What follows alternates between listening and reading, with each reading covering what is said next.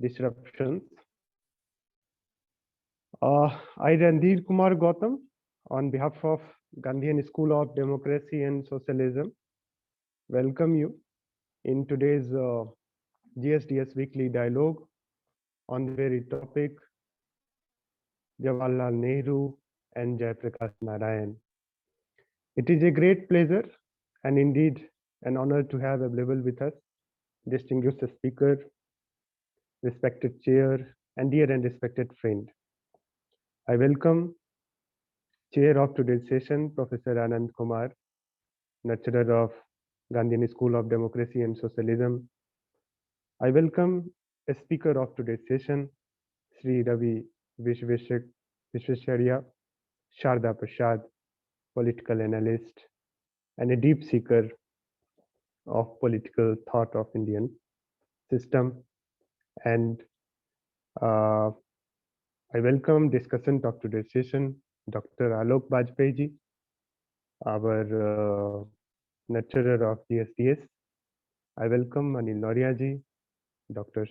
Meera Chakrabarti Madam, Professor Gyan Guloi, Dr. Umesh, Dr. Rupali, Dr. Veronica ji, and all friends co-present here. Let me give a kind of brief introduction of GSDS Forum. GSDS Forum stands for Gandhian School of Democracy and Socialism Forum, which is a platform to promote understanding of dynamics of society with quest for freedom, justice, equality, and fraternity. It focuses on knowledge and dialogue among concerned persons. We organize dialogue on every Friday and invite people from different fields of life to share their knowledge and practice in order to understand the society in a better sense and for a better purpose. We have with us Shri Ravi Visvesvaraya, Sharda Prasad ji, who is an alumni from Indian Institute of Technology, and he is a highly technology consultant, mentor to technology startup, and he has deep interest in defense sector. He is a well-known defense analyst in India. Ravi Sharda Prasad has a unique perspective on the emergency because his father, H.Y. Sharda Prasad, was information advisor to Prime Minister Indira Gandhi, and his uncle K.S. Radhakrishnan, maternal uncle, he was head of Gandhi Peace Foundation, which is a unique kind of institution which nurtures very deep and democratic movement in India. And he was the closest associate of Loknayak Jayaprakash Narayan. So we are very grateful that Ravi Sharda Prasad has accepted our invitation to share his thought on the very topic, Jayaprakash Narayan and Jawaharlal Nehru. So first, I would like to invite Professor Anand Kumar to kindly give a brief introduction to the topic of the session, and then we will hear Ravi ji.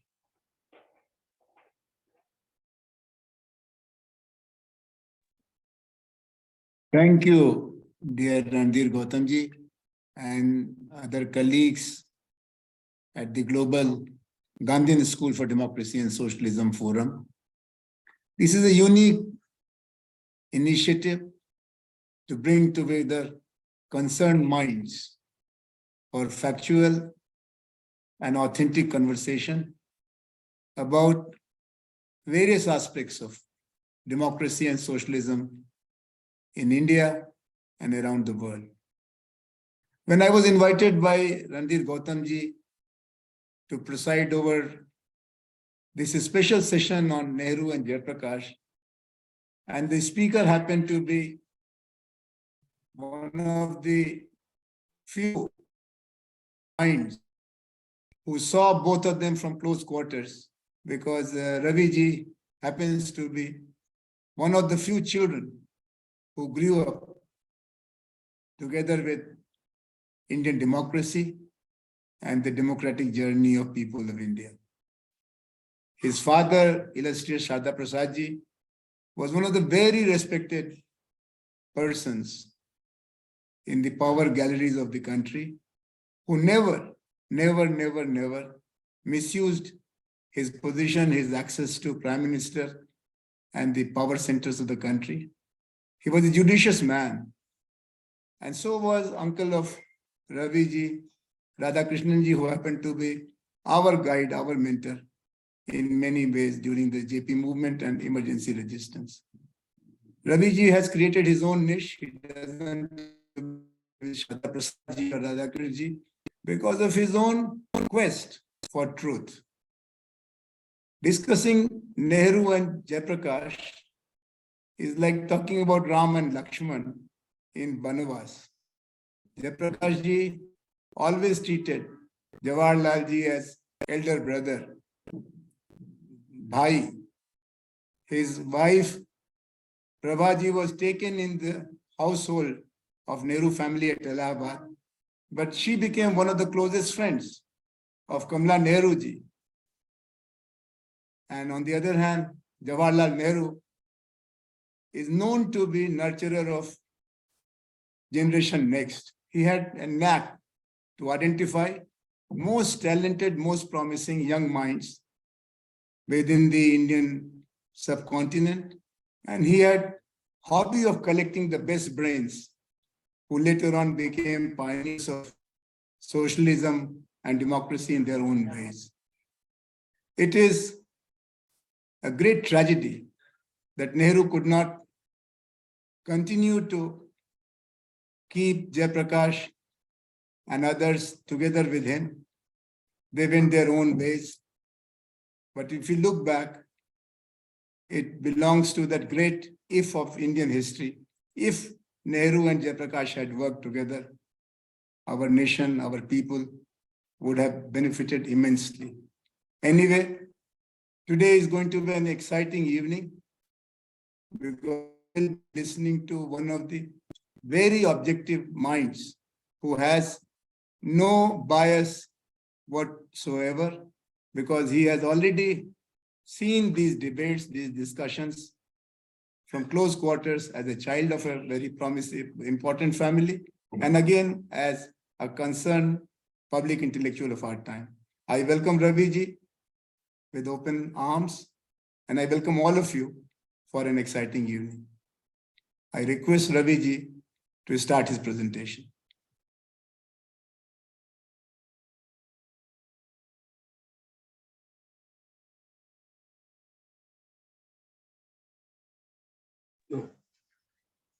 Let me start. Adarniya Professor Anand Kumar ji, one of the world's leading social scientists, I thank you for your very kind and gracious remarks. Respected Ms. Sujata Prasad ji, who is a distinguished civil servant and daughter of the eminent scholar, Professor Bimal Prasad ji, and author of a very comprehensive biography of Loknayak Jayaprakash Narayan. Adarniya Shri Anil Noria ji, who's a distinguished lawyer and scholar, and he's my close friend from childhood and a close family friend across generations. And his family has done so much for our nation and for the African countries. Dr. Alok Bajpai ji, Professor Randhir Kumar Gautam ji, Dr. Veronica Khangchian ji. I most gratefully thank the Gandhian School of Democracy and Socialism Forum, and especially Professor Randhir Kumar Gautam ji, for giving me this opportunity of interacting with all of the distinguished persons present here. I'm not a social scientist, I'm not a historian, not a political scientist. I'm a hardcore engineer and technologist, but I've had long been an admirer as well as a critic of both Jawaharlal Nehru and Jayaprakash Narayan. My family has been closely associated with both Jawaharlal Nehru and Jayaprakash Narayan and Indira Gandhi ji. So the main points which I wish to make in my talk are, number one, Jawaharlal Nehru has long been accused of founding a political dynasty. However, with the prevailing climate of disinformation in the present political milieu, it is little remembered today that Nehru actually wanted Jayaprakash Narayan to succeed him as Prime Minister. But JP had this self-image of himself as the next Mahatma Gandhi, as a saint far above the lure of office. And Nehru interpreted JP's declining to join his cabinet as his deputy and his eventual successor as JP's refusal to take on the responsibilities of administering a difficult nation. And only a few people in Nehru's inner circle realized how disappointed, not just disappointed, but even broken Nehru was by JP's repeatedly rebuffing his offers. And as Professor Anand Kumar said, the relationship between them was almost like that of an elder brother and younger brother. JP addressed Nehru as Bhai. And Indira Gandhi, she felt that JP had let her father down when he needed him the most. And Indira Gandhi, she held JP's refusal to be the cause of the decline in Nehru's health, that he had to bear the onerous burdens of office all on his own without the assistance of JP. And this kind of lingering resentment that Indira Gandhi had about JP's refusal to assist his father, that was to reach a crescendo in the run-up to the emergency, and you had almost what was like a Mahabharata of a family kind of split, because Nehru and JP, even though not related by blood, were like elder brother and younger brother. And so were Kamala Nehru and Prabhavati Devi ji. And another point I wish to make is that Govind Ballabh Pant and UN Dhebar, they very craftily utilized the pretext of JP's refusal to assist Nehru to push their agenda of getting Indira Gandhi to enter politics, and thereby to push their right-wing conservative policies by operating through Indira Gandhi as a pliant facade. And Govind Ballabh Pant and UN Dhebar, intending to curb Nehru's socialist policies, they virtually brainwashed Indira Gandhi that there was no one else that Nehru could rely on, and that it was her duty to assist her father. Because if JP, of all people, JP could let him down, then so would anybody else sooner or later. And I think this was the start of Indira Gandhi's paranoia in politics, that she could not trust anyone other than her own family members. So contrary to popular opinion, there really is no concrete evidence that Nehru promoted his daughter's political career, because right until his demise, Nehru sought JP's counsel, and he kept hoping that JP would lead the nation after him. So this is the gist, the summary of what I wish to talk about in the next 20, 25 minutes or so. So according to my father, H.Y. Sharda Prasad, and he edited Nehru's extempore speeches for publication in the official records, and he was one of the editors of the selected works of Jawaharlal Nehru.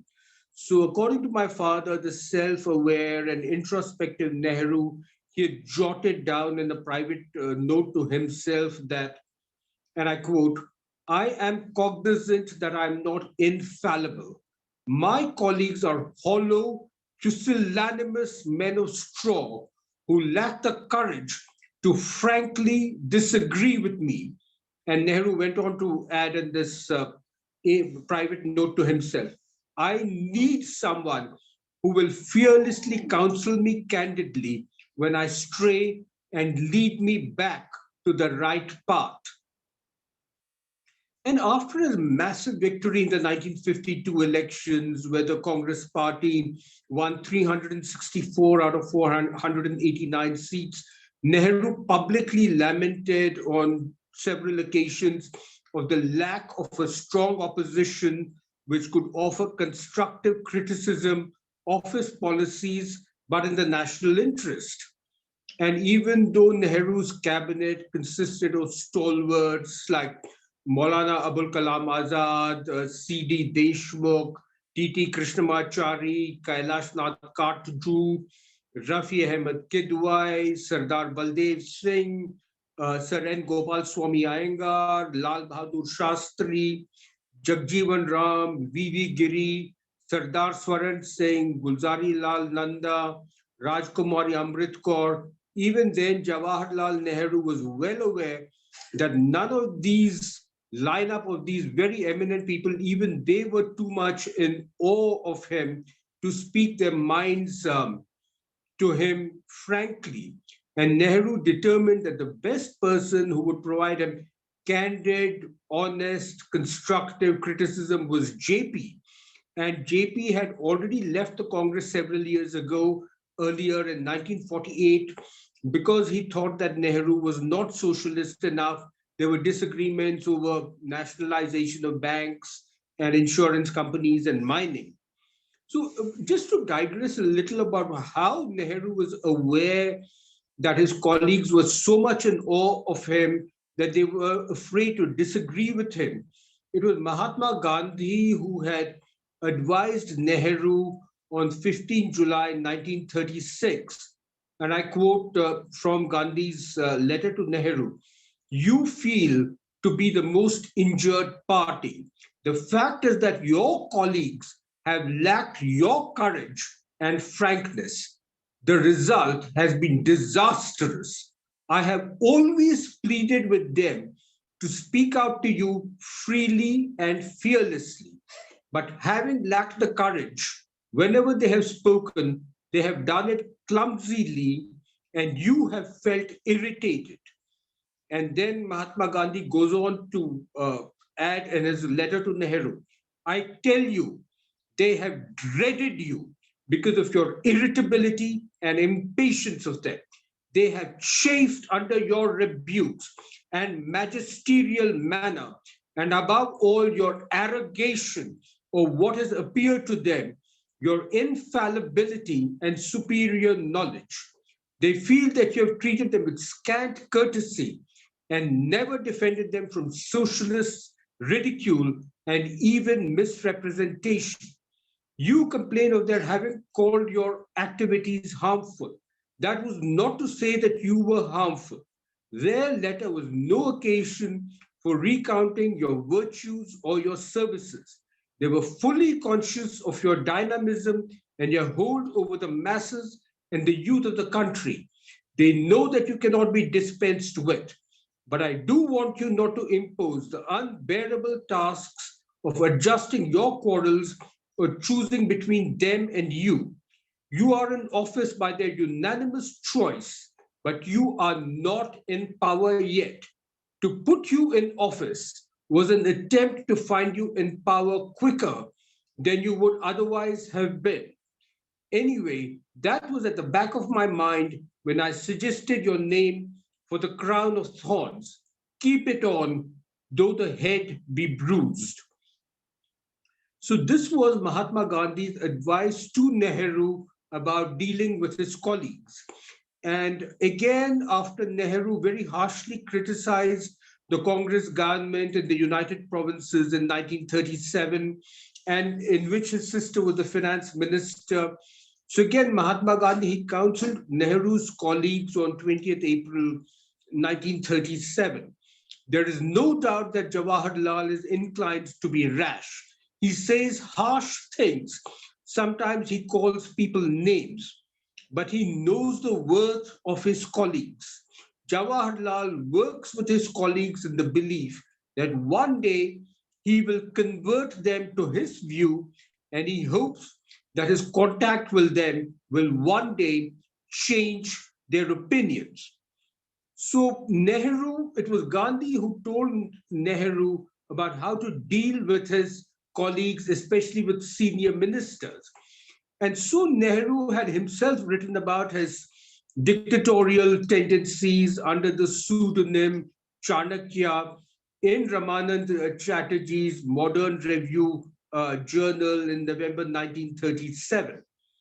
So Nehru wrote, and yet he has all the makings of a dictator in him. Vast popularity, a strong will directed to a well-defined purpose, energy, pride, organizational capacity, ability, hardness, and with all his love for the crowd and intolerance of others, and a certain contempt for the weak and the inefficient. His flashes of temper are well known, and even when they are controlled, the curling of his lips betrays him. His overmastering desire to get things done, to sweep away what he dislikes and build anew, will hardly brook for long the slow processes of democracy. He may keep the husk, but he will see to it that it bends to his will. In normal times, he would be just an efficient and successful executor. But in this revolutionary epoch, Caesarism is always at the door. And is it not possible that Jawaharlal might fancy himself as a Caesar? Therein lies danger for Jawaharlal and for India, for it is not through Caesarism that India will attain freedom, and though she may prosper a little under a benevolent and efficient despotism, she will remain stunted, and the day of her emancipation of her people will be delayed. For 2 consecutive years, Jawaharlal has been president of the Congress, and in some ways, he has made himself so indispensable that there are many who suggest that he should be elected for a 3rd term. But a greater disservice to India and even to Jawaharlal can hardly be done. By electing him a 3rd time, we shall exalt one man at the cost of the Congress and make the people think in terms of Caesarism. We shall encourage in Jawaharlal the wrong tendencies and increase his conceit and pride. He will become convinced that only he can bear this burden or tackle India's problems. Let us remember that in spite of his apparent indifference to office, he has managed to hold important offices in the Congress for the last 17 years. He must imagine that he is indispensable, and no man must be allowed to think so. India cannot afford to have him as president of the Congress for a 3rd year in succession. There is a personal reason also for this. In spite of his brave talk, Jawaharlal is obviously tired and stale, and he will progressively deteriorate if he continues as president. He cannot rest, for he who rides a tiger cannot dismount. But we can at least prevent him from going astray and from mental deterioration under too heavy burdens and responsibilities. We have a right to expect good work from him in the future. Let us not spoil that and spoil him by too much adulation and praise. His conceit is already formidable. It must be checked. We want no Caesars. So this is what Nehru had himself written under the pseudonym Chanakya in Ramanand Chatterjee's Modern Review in November 1937.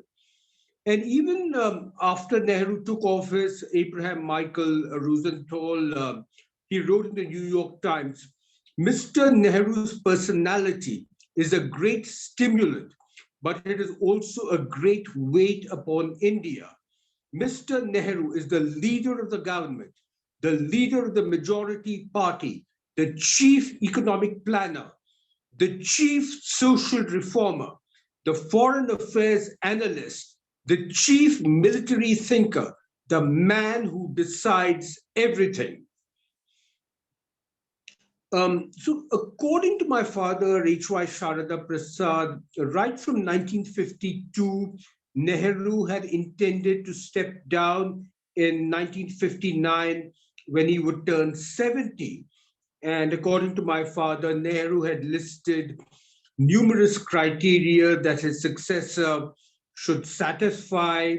Among these were the charisma to win elections. Another criterion was that his successor should be 12 to 15 years younger than him and be in excellent health. And as an aside, one of the many reasons why Jawaharlal Nehru was chosen as Prime Minister in preference to Sardar Patel in 1946, 1947 was the age factor. Nehru was 58 compared to Sardar Patel's 72, and Nehru was in far better health. Sardar Patel was ailing and was going to pass away 3 years later. So JP was 13 years younger than Nehru. JP was born in October 1902 and Nehru in November 1889. And JP's outstanding organizational abilities were exhibited during his leadership of the Quit India movement in 1942. JP's daring escape from Hazaribagh jail, where he climbed over several 20-foot high walls and ran with broken feet for 70 miles. And the guerrilla campaign that JP waged out of Nepal, that had electrified the nation. And after JP, after he was captured on a train near Amritsar in September 1943, JP had withstood horrifyingly brutal torture by the British in Lahore jail for almost 3 years without succumbing. It's little realized by the political authorities today that JP had suffered very, very brutal torture from 1943 to 1946 without succumbing in the slightest. And that won him much admiration. And in fact, JP was the last major leader to be released in April 1946. And another reason was that the intellectual in Nehru, he greatly admired JP's advanced education in USA. We now, in our generation, only think of JP during the emergency, but JP was a very highly educated person. He had several postgraduate degrees in chemical engineering, behavioral sciences, sociology, and political science from the University of California at Berkeley, the University of Iowa, the University of Ohio, and then he had a long stint at the University of Wisconsin-Madison, where he was a protege of the eminent sociologist Edward Ellsworth Ross. So intellectually, Nehru actually looked up to JP as being a very highly educated person. And also another factor was that since power had shifted away from UK to the USA, Nehru wanted a successor who was familiar with the US political system. And the two people who had studied in USA rather than UK were Bhimrao Ambedkar and Jayaprakash Narayan. And JP knew the US political system because JP had spent a couple of years working with the Republican governor of Wisconsin and the Republican senator of Wisconsin, advising them on labor issues. And also JP's outstanding managerial skills, they were honed during his stint as the aide of Ghanshyam Das Birla, and JP had joined G.D. Birla when he returned from the US in 1929. And Maulana Abul Kalam Azad, he recognized JP's talents and he introduced him to Nehru, and a highly impressed Nehru appointed JP as the head of the Congress Party's labor cell, and JP knew the labor movement. JP had worked as an auto mechanic and as a fruit picker and as a fruit canning factory in USA to fund his studies. He'd worked as a salesman. And so JP had an unparalleled insight into labor union issues on an international scale. And JP was also trusted by the business world because of his close association with G.D. Birla. And as Professor Anand Kumar ji said, JP's wife, Prabhavati Devi ji, she quickly became the closest friend of Kamala Nehru. And in fact, they stayed at Anand Bhavan. And when most of the Nehru family was imprisoned after the Dandi March, Salt Satyagraha, it was JP's wife, Prabhavati Devi ji, who nursed Motilal Nehru during his last months. And recognizing JP's organizational skills, the very astute Motilal Nehru appointed JP as an executor of his estate and also as a custodian of many of the papers and the records of the Nehru family. So in 1952, after his victory in the Lok Sabha elections, as I said, Nehru wanted someone who would counsel him candidly. And so Nehru invited JP over a series of meals to join his cabinet and be his counselor and conscience keeper. And also present in this series of meetings were Nehru's daughter Indira Gandhi and Nehru's close relative, the ICS officer Braj Kumar Nehru. And Braj Kumar Nehru had been ambassador to USA and High Commissioner to UK and Governor of Kashmir and Gujarat later on. But JP rebuffed all of Nehru's entreaties. And JP, he had this image of himself as being a saint and as a successor to Mahatma Gandhi, far above the lure of office. And Brij Kumar Nehru, he documented these meetings, and Brij Kumar Nehru recorded. The Prime Minister was naturally delighted at his complete victory in the election. What he was unhappy about was the absence of an opposition whom he could respect and who could suggest constructive alternatives. The PM told Mr. Narayan that he was not all-knowing. He needed somebody to point out where he was going wrong and to suggest alternatives.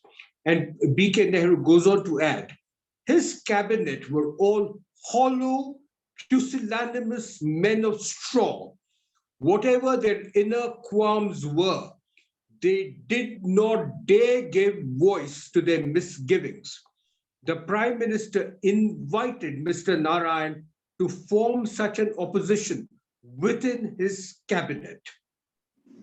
And then B.K. Nehru made it at the next meeting.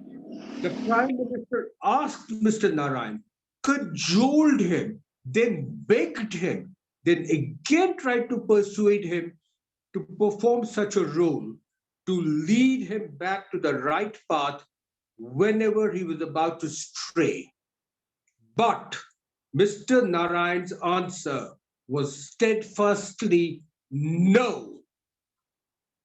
And reminding Jawaharlal Nehru about why he had left the Congress Party in 1948, Jayaprakash Narayan replied, Gandhian constructive workers would betray their ideals if they did not boldly play a corrective role, offering friendly, constructive, non-partisan advice and criticism, and if need be, even opposition in the form of non-cooperation.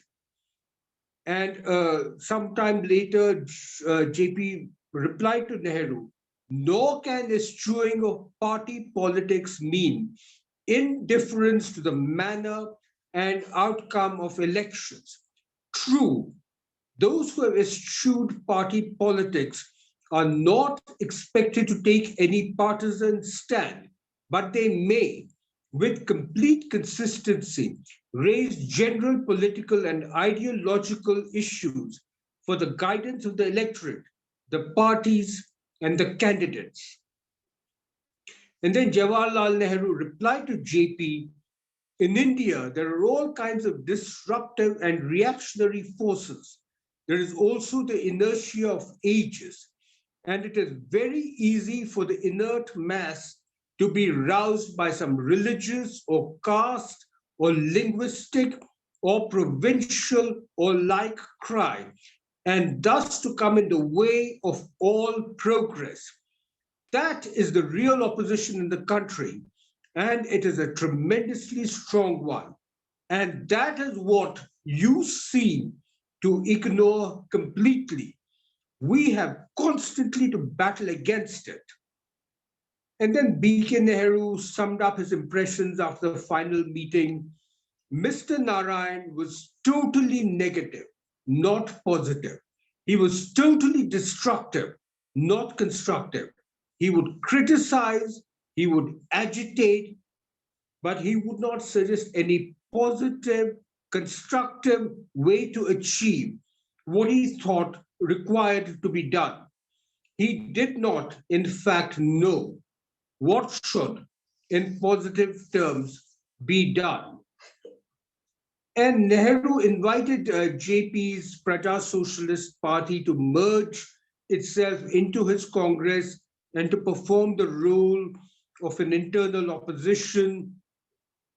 He offered the deputy prime ministership to JP and a senior cabinet portfolio to Acharya JB Kripalani. And Acharya Kripalani had served in Nehru's interim government in 1946, and he had also been president of the Congress Party. However, in the Praja Socialist Party, Ram Manohar Lohia and Acharya Narendra Deva, they were vehemently opposed to having anything to do with Nehru at all. Acharya J.B. Kripalani, he moved leftward, and he became one of Nehru's harshest critics. And JP, he left party politics to propagate his ideas of a partyless grassroots democracy and to devote himself to Sarvodaya. And Nehru was really bewildered that the two people whom he felt closest to ideologically and intellectually, Jayaprakash Narayan and Acharya J.B. Kripalani, that they would rebuff his entreaties repeatedly. And my father, H.Y. Sharda Prasad, he had written in 1954, JP's persistent refusal to assume political authority is a real waste of a vast and unusual national resource. JP is a very baffling philosophical anarchist, ready to fight the aberrations of the state, but reluctant to assume any office of responsibility himself. So this is what my father had written in 1954. And my own conjecture is that in addition to viewing himself as a successor to Mahatma Gandhi, as a saint far above the lures of office, JP, who was the hero of the 1942 Quit India movement, JP remained stuck in the revolutionary ethos and the idée fixe of 1942, not realizing that a new nation and a new society had to be built after independence. And Jawaharlal Nehru felt really badly let down that his chosen successor, JP, was not willing to take on the responsibility for running a difficult country. And Indira Gandhi remarked to my father, H.Y. Sharda Prasad, Papu was deeply anguished that JP, whom he considered his younger brother, let him down when he needed him the most. Papu was left to face the burdens of office all on his own. And an important point I want to make is that Govind Ballabh Pant and UN Dhebar, they very craftily utilized this pretext of JP's refusal to push Nehru, JP's refusal to assist Nehru to push their agenda of getting Indira Gandhi to enter politics and thereby to push their right-wing conservative policies by operating through her as a pliant facade and intending to curb Nehru's socialist policies. Govind Ballabh Pant and UN Dhebar, they brainwashed Indira Gandhi that there was no one else that Nehru could rely on and that it was her duty to assist her father, because if JP, of all people, JP could let him down, then so would everyone else sooner or later. And to skip ahead of a few years, after Indira Gandhi declined a second term as president of the Congress Party in 1960, UN Dhebar, with the authorization of Nehru, reached out to JP to become the president of the Congress Party. And JP had left the Congress Party in 1948. And Nehru, through UN Dhebar, invited JP to become the president of the Congress Party after Indira Gandhi declined a second term. And JP, who had left the Congress Party, and in fact, JP had eschewed all party politics in 1954 to devote himself to Sarvodaya, JP declined yet again.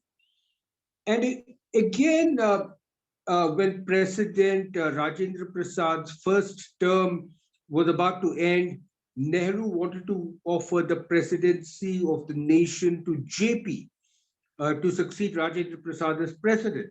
But Prabhavati Devi ji, she firmly put her foot down even whereas Nehru was making this offer to JP to become the president. But Nehru continued in his efforts to get JP to lead the nation. And I'll have to digress a little bit to give some background of how even till up to his demise, Nehru wanted JP's advice and he kept hoping that JP would be his successor. And as I mentioned earlier, Nehru planned to step down in 1959 when he would turn 70. And in 1958, Nehru shortlisted Lal Bahadur Shastri, Gulzari Lal Nanda, and UN Dhebar, and he listed out their strengths and weaknesses. Shastri held a clear lead over Nanda and Dhebar, but Nehru was concerned about Shastri's frail health. Shastri was a severe cardiac patient. But at that time, just before Nehru planned to step down, some weeks earlier, Shastri's health declined very, very precipitously, making Nehru put his plans on hold.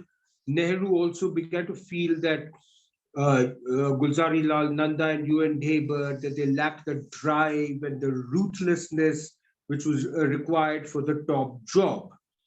And in 1916, Govind Ballabh Pant suffered a series of heart attacks and strokes, and he passed away in March 1961. But during Pant's year-long illness, Morarji Desai and Jagjeevan Ram, they engaged in a bitter power struggle with each other to be declared as the number two in the cabinet and as a successor to Nehru. And Nehru was very well aware that this power struggle between Morarji Desai and Jagjeevan Ram would destroy his government, especially since Nehru's own health was rapidly declining. And so Nehru sought a tactful way to get rid of both Morarji Desai and Jagjeevan Ram simultaneously. And according to my father, H.Y. Sharda Prasad, at that time, Nehru began to explore the possibility that he should be succeeded by a Soviet-style collegium consisting of an executive troika of UN Dhebar, Gulzari Lal Nanda and Lal Bahadur Shastri, under the overall guidance and counsel of Jayaprakash Narayan. He still wanted JP to act as a kind of father figure for the Prime Minister, or three people who were to share Prime Minister's responsibilities. And UN Dhebar and Ashoka Mehta asked JP on behalf of Nehru, but JP declined. Yet again, JP declined. And this really was to be the decline of Nehru. And a couple of years later, the Kamraj Plan of October 1963 got rid of Morarji Desai and Jagjeevan Ram simultaneously. And on 6th January 1964, Nehru suffered a serious stroke at the Congress party session at Bhubaneswar, and realizing that he had little time left, Nehru released Sheikh Abdullah from house arrest, and he had long meetings with Lal Bahadur Shastri and with JP. And with an eye on his legacy, Nehru instructed JP to solve the Kashmir problem, to solve the Pakistan issue. Nehru authorized JP to go and speak with Ayub Khan, together with Sheikh Abdullah and Lal Bahadur Shastri. And also, Nehru wanted JP to solve the Northeast crises. So this is Nehru till the end wanted JP's counsel, wanted JP's advice, wanted JP's help. And shortly before Lal Bahadur Shastri was sworn in as Prime Minister on 9th June 1964, Lal Bahadur Shastri declared that the best person to lead the nation was JP, and that he was willing to step aside in favor of JP. So overall, to sum up JP, my assessment is that it is so unfortunate that a person who was so universally admired, respected, and he possessed a very rare combination of experience, expertise, education, intellect, integrity, charisma, that he did not fulfill his duties to the nation. But JP was just still stuck in his mind as a revolutionary. He remained in the mentality, the idée fixe of 1942.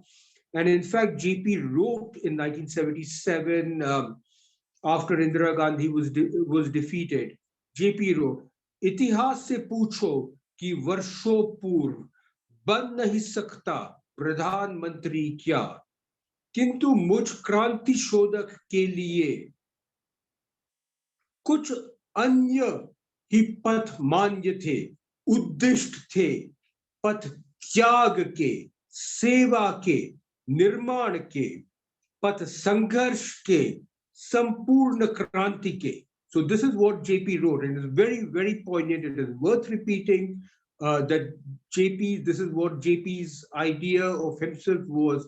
इतिहास से पूछो कि वर्षों पूर्व बन नहीं सकता प्रधानमंत्री क्या, किंतु कुछ क्रांति शोधक के लिए कुछ अन्य ही पथ मान्य थे, उद्दिष्ट थे, पथ त्याग के, सेवा के, निर्माण के, पथ संघर्ष के, संपूर्ण क्रांति के. And Indira Gandhi had a different take. She told my father that JP did not want to put himself into a situation where posterity would compare him to her father, to the person whom he addressed as Bhai and to whom he respected all his life. So thank you so much for your patience in listening to me. My heartfelt gratitude to the Guardian Democracy and Socialism Forum, and especially Professor Randhir Kumar, Gautam Ji, and Professor Anand Kumar for giving me this opportunity of interacting with all the distinguished persons present here. Thank you. Namaskar. Thank you. Thank you. Thank you. You have given a lot to think about. You have added a few very fascinating facts about the relationship between Jayaprakash ji and Nehru ji in the post-48-64 period. I'll just very modestly and humbly make a few small corrections. Okay. As you rightly said, that Jayaprakash ji was one of the most trusted people, even in these years of post-colonial India. So from Kashmir and Pakistan to Nagaland and land problem, he was given due consideration and a lot of serious attention by the government, because they all knew that Jayaprakash ji had the years of Jawaharlal ji Nehru. Only few turning points which made Jayaprakash disappointed were the following. First of all, partition of India, where, as you know, Jayaprakash ji was one of the very few people, including along with Badshah Khan and Ram Manohar Lohia, to oppose partition, which was agreed upon because of the very trying circumstances and no-win situation faced by people of India led by Jawaharlal Nehru, Sardar Patel. Partition.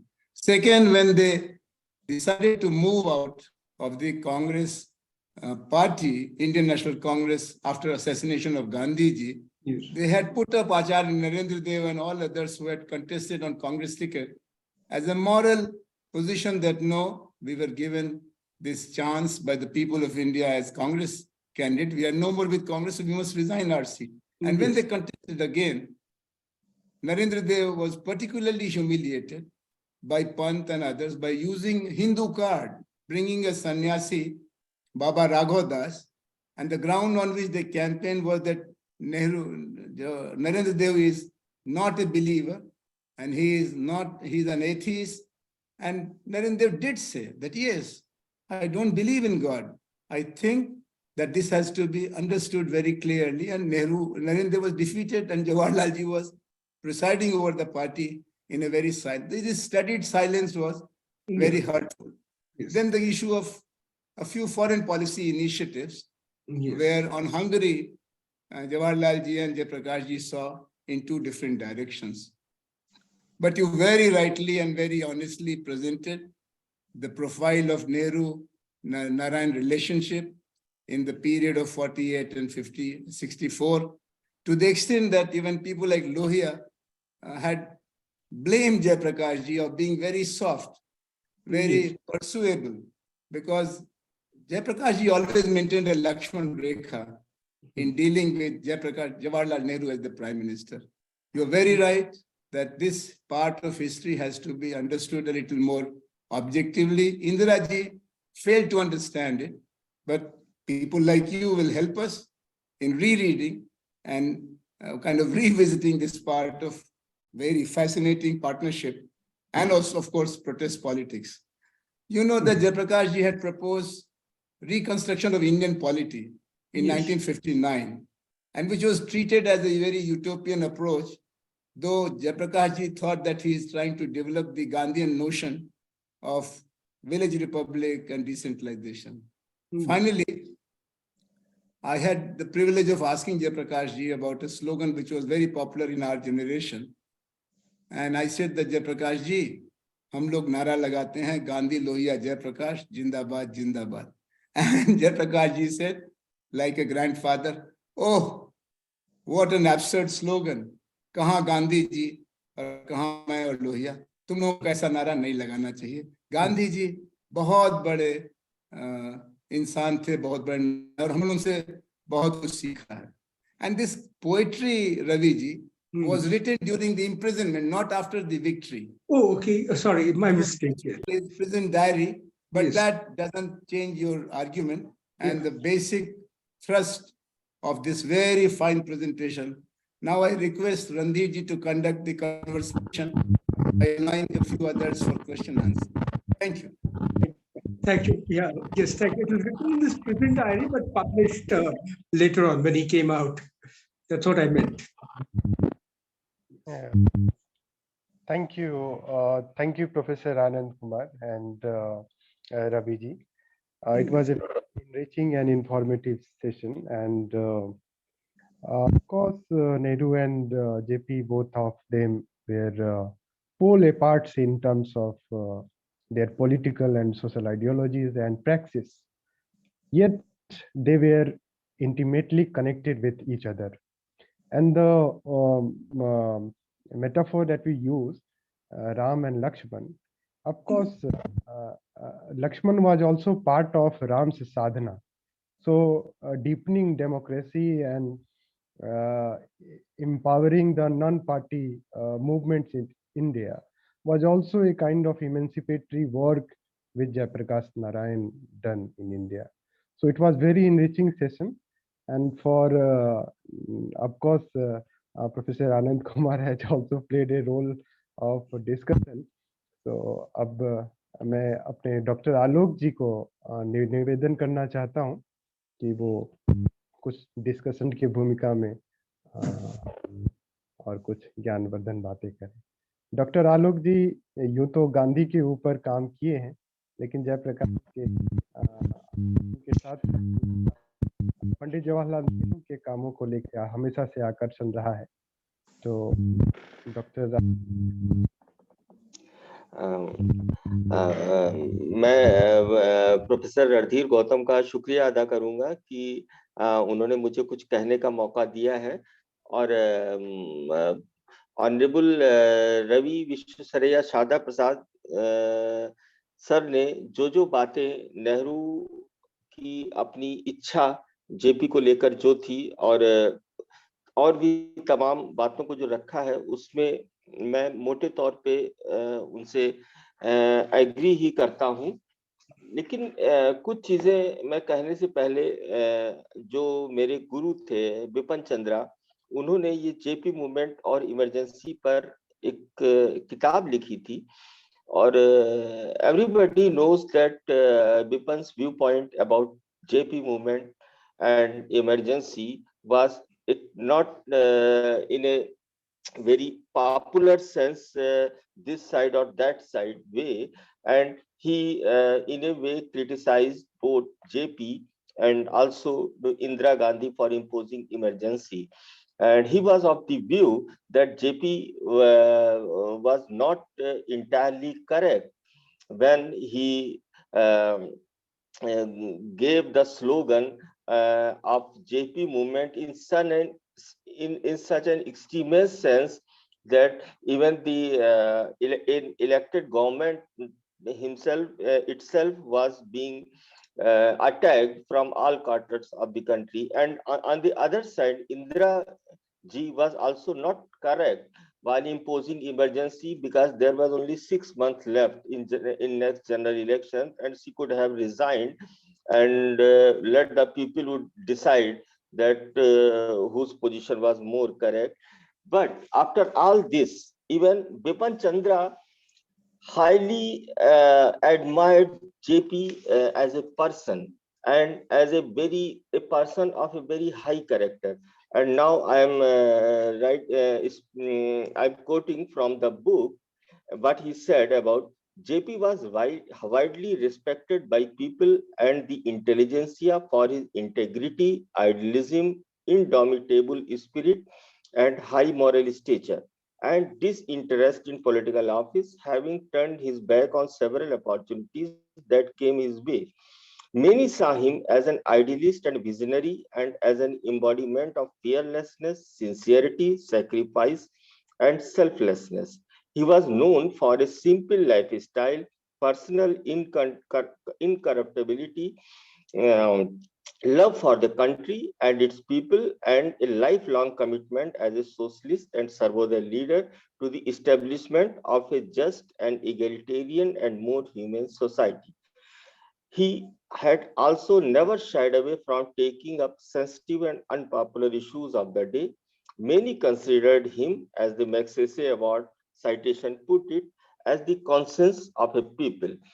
So now, within few minutes, I would like to just add what uh, uh, Ravi sir has said about Nehru and Nehru's insistence or Nehru's wish for JP that Nehru actually wanted, and he wished for a long time. He repeatedly said that JP's energies could be channelized in the service of the nation, in his service of the nation-making drive, in which Nehru was virtually a lonely figure.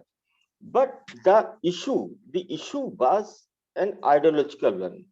The understanding of the politics, and so I would like to say some within a historical perspective. Look, both Nehru and JP came nearer to Marxism in 1920s, and both got did not get carried away by the dogmatic Marxism, and both moved forward.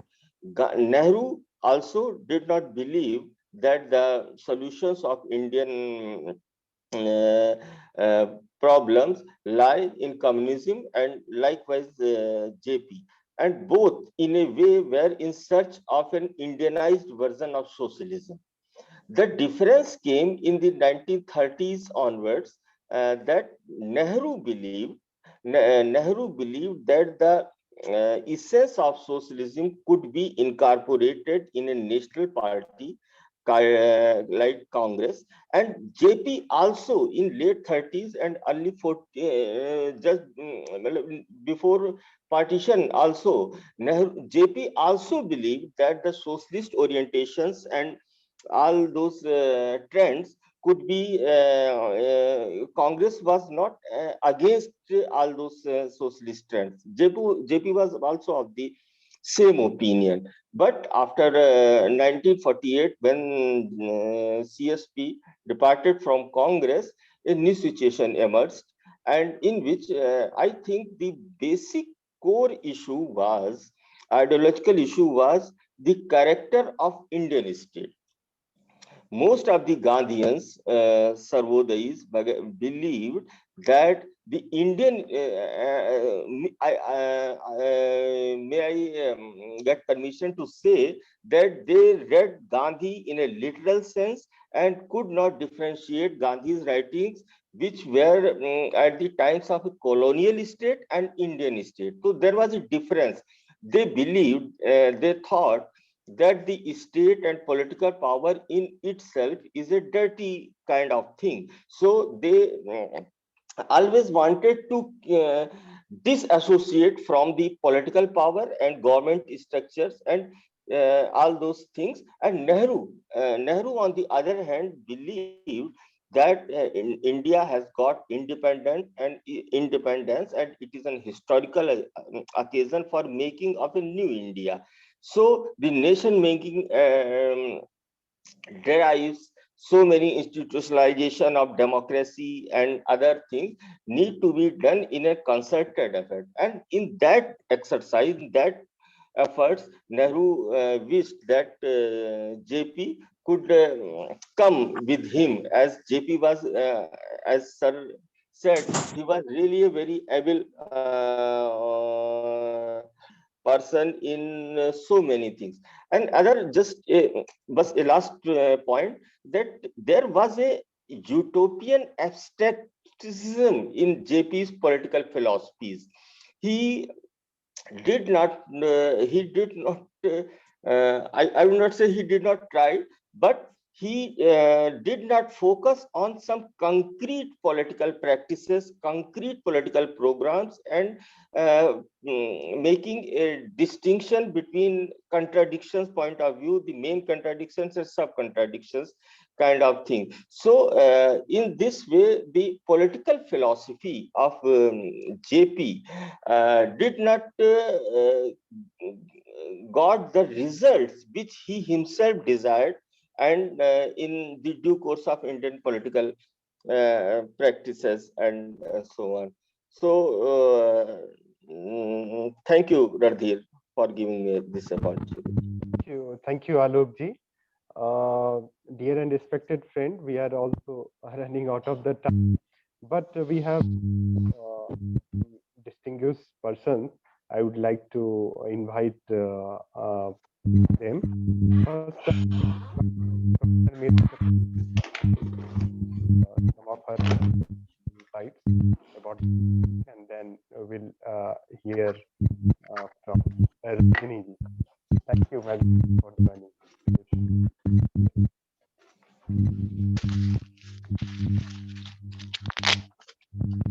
Mute your.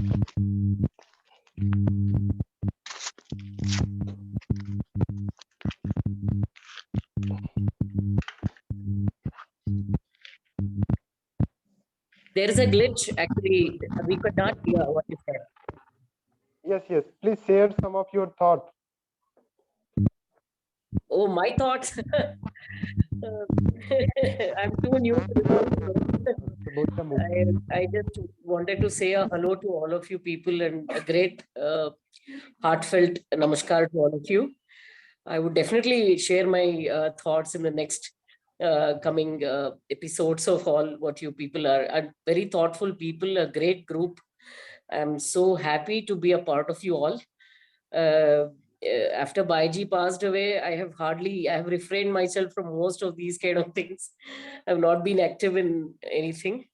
And so I definitely thought, after this, my child said, he has to, I have to be a part of all this. So he just made me come into this whole thing. So I'm really grateful to all of you guys here. And definitely in the next time, I would put some of my thoughts into it. This time, I think I'm too new for it, beta. Lots of love from my end. We will celebrate Bhaiji birthday on GSDS. Yes. Yeah. This is going to be in Chhattisgarh. I don't know whether you all can come over there, but perhaps because of my doctor's instruction, I'm also not advised to go there. But maybe in the end, last 2 days, I would be there. If you are all also there, I would be very happy. That would be nice. Thank you. Thank you. Thank you. Professor Chakravarti, madam.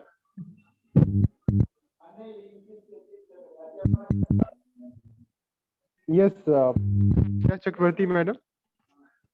Professor Meera Chakravarti was also a close associate of Jayaprakash Narayan.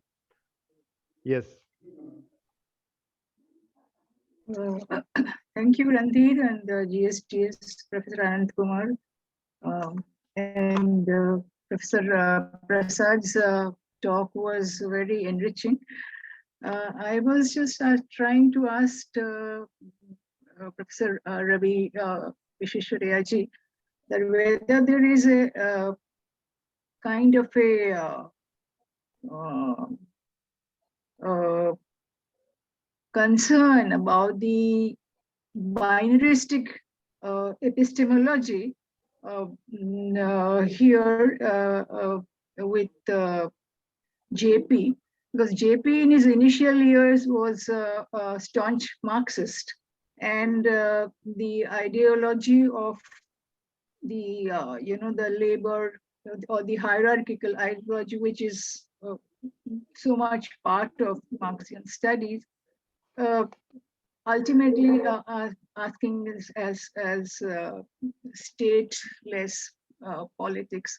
So whether his deterministic way of saying no has any concern with this kind of a binaristic epistemology which comes in the Marxian thought. And that must have disturbed him, or rather, kind of provoked him to say no, because when you have the party, then you cannot be anarchist in that sense, in the positive sense. So whether this kind of a dichotomy really worked in JP's mind, and then that is why, because ideologically he was also very steadfast with his way of thinking and presentation. So whether this binarism has this kind of provoked him to stay away, because when he talks of the Sampurna Kranti, total revolution, there he's just want to have the overhauling of the whole political, socio-cultural situation. When we used to have in the college situation, we have met JP in Bangalore. And of course, he was in a very bad condition because he was on dialysis that time. And the students who were accompanying him, we had this kind of a discussion as to why was this rift, so-called rift between these two had been there. So I just wanted to know what kind of a thing which is provoked. Thank you. Yeah, well, I'm not a political scientist or a social scientist. As I said at the beginning of my talk, I'm a hardcore technologist. I'm just speaking from my personal knowledge of the interaction between Jawaharlal Nehru and Jayaprakash Narayan. But one thing that Indira Gandhi always felt and was that Jayaprakash Narayan changed his views too often, changed his political views, his political ideologies, his affiliations. He was a Marxist when in the US. Then his wife Prabhavati Devi ji, who was came from a Gandhian family. Her father Brij Kishore Prasad was one of the closest associates of Mahatma Gandhi, almost like a mentor to Mahatma Gandhi. And she grew up in Mahatma Gandhi's ashram. And it was Prabhavati Devi ji who converted the Marxist JP to Gandhianism. And then JP, he was at one time an ardent Marxist, then he got disillusioned with the communists, especially seeing how the CPI collaborated with the British during the 1942 Quit India movement. JP was really very, very shocked by that, hurt by that. It changed him completely. The Communist Party of India's stance during the Quit India movement of collaborating with the British. And in fact, that was one of the reasons why he tied up with the RSS during the emergency. And that is why Indira Gandhi stopped trusting JP, saying that he just would change his ideologies, go with the flow, that he could, after criticizing the RSS for decades, he tied up with the RSS. And in fact, according to my father, it was JP's tying up with the RSS, which was the trigger point for Indira Gandhi to impose the emergency. And Indira Gandhi just felt that JP was naive. He just was wishy-washy. In fact, she dubbed him a theoretician of chaos. So I think that JP, there's a very big difference between JP of the 1940s and the JP of 1960s and 1970s. The person who was such a good organizer and manager in 1942 became so woolly-headed and wishy-washy and indecisive in the 1970s. And basically it was a series of very bad political moves by JP, which pushed Indira Gandhi into a corner. And she really had no option but to declare the emergency. And the trigger point, according to my father, was JP's tying up with the RSS, coming under the influence of Nanaji Deshmukh and especially Subramanian Swamy. And that really was the straw that broke the camel's back for her and led to the imposition of the emergency. I'm not answering your question totally, but I think JP was a very confused man for the last 2 or 3 decades of his life. Oh, thank you so much. And thank you, but one second, Randhir, just 1 minute. Can I take? Thank you very much, Sharda Prasad ji, but the latter part I won't agree, because whatever may be the reason, Indira Gandhi should not have declared emergency. Whatever may be the reason. I mean, that part, I think I've think a lot about the emergency, and I think certainly a lot of it was a series of political misjudgments. You have to remember that Indira Gandhi, JP, and Morarji Desai had massive egos, and they would not compromise. It was just a series of political calculations, suspicions, and massive egos. Every time they were close to an agreement, it broke at the last minute. And I've written extensively about this. I think it was just a clash of egos that led to the emergency being formed, as well as some very bad decisions by JP of allowing himself to be exploited by the RSS. Thank you. It is very Thank you. Thank you. Yeah. and kind of discussion and information we do not see either in general public discussion and also not seen in book, because there need a kind of good discussion and documentation of the undiscovered aspect of political realities in India, and we on behalf of GSD forum, we look forward for this kind of engagement. So we are very delighted that people like Ravi, Sharda, Prasad ji are doing great service to the nation in order to find some good informative insights in the history which are not discussed. So it was very interesting session, and on behalf of GSDS forum, very grateful that we had a great session today, enriching session, and thank you Ravi ji, Professor Anand, Dr. Alok Bajpai, Ravi ji, Professor Meera Chakra, Professor Gyan Gului. Thank you so much. Thank you. Namaskar ji. In further discussion and dialogue also. Thank you so much. Thank you.